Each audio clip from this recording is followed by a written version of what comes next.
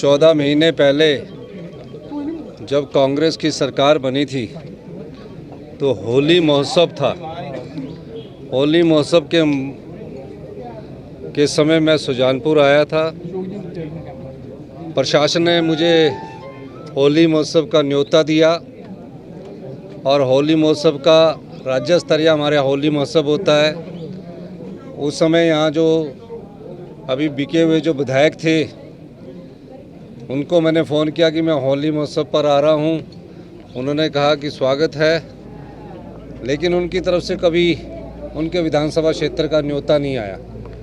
और मैं आया, हमीरपुर मेरा ज़िला था, हमीरपुर मेरा घर था। जो कुछ मुझसे सुजानपुर की जनता ने उनके माध्यम द्वारा मांगा उसको मैंने पूरा किया। उन्होंने कहा कि सुजानपुर का सिविल हॉस्पिटल 50 बेड का है। मैंने उसकी नोटिफिकेशन करवा के 100 बेड का कर दिया और सुजानपुर के लोग मिले। उसके बाद जब उन्होंने ये बात कही कि लोग मिले कि टोनी देवी में कॉलेज होना चाहिए, मैंने टोनी देवी में कॉलेज को भी स्वीकृति दी और तकरीबन 5 करोड़ रुपए का इनिशियल बजट उसके लिए शुरू किया। अगले 70 से जैसे ही कॉलेज का 70 शुरू होगा, टोनी देवी में कांग्रेस पार्टी की सरकार क्लासेस को शुरू कर देगी। अभी विधायक नहीं है, इस क्षेत्र का विधायक अब मैं ही हूँ और इस क्षेत्र में विधायक के रूप में, मुख्यमंत्री के रूप में इस क्षेत्र का जो विकास है वो मेरी प्राथमिकता है।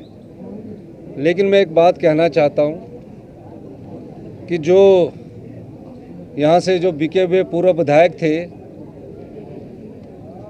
वो कई बार मैं उनको मिलना चाहता था, कई बार मुझसे मिलते थे, लेकिन कब ट्रांसफ़रों के अलावा कुछ लेकर नहीं आते थे।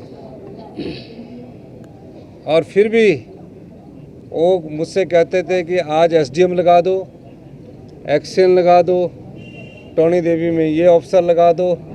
उनके कहने से मैंने सभी अफसर लगाए। फिर जब आपदा आई, आपदा के समय उन्होंने मुझे न्योता नहीं दिया, मैं खुद गया, क्योंकि मैं इस ज़िले से मुख्यमंत्री था। मेरे दिल में सुजानपुर में जो आपदा प्रभावित परिवार थे उनके लिए पीड़ा थी। उनको मैंने चंडीगढ़ से बुलाया कि मैं जा रहा हूँ, आपने आना है, आओ, नहीं तो मैं जाऊँगा। क्योंकि आपदा के समय जब मैं सरका घाट गया, सब जगह गया, तो मैंने उनसे कहा कि मैं आ रहा हूँ। और मैं पूरे आपदा प्रभावित क्षेत्रों में गया, जिनके मकान टूटे हुए थे।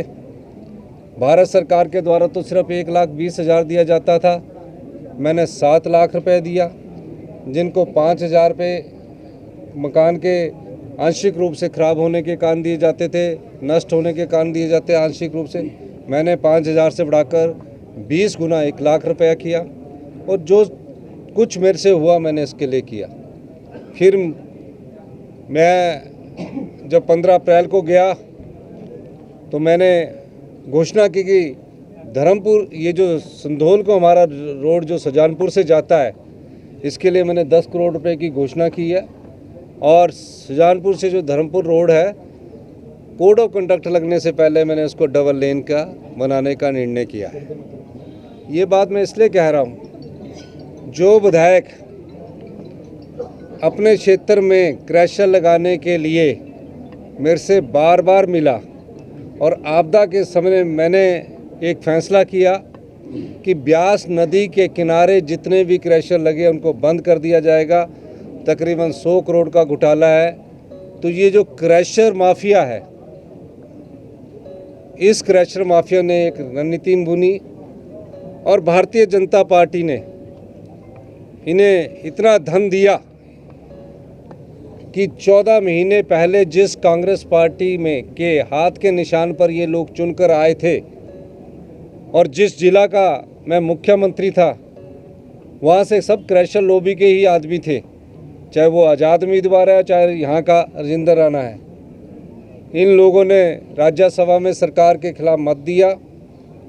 सरकार का खिलाफ मत देना चलो गुस्सा हो सकता है, लेकिन आज सुजानपुर की जनता उस बिके हुए राजेंद्र राणा विधायक से ये पूछना चाहती है, 14 महीने पहले आपको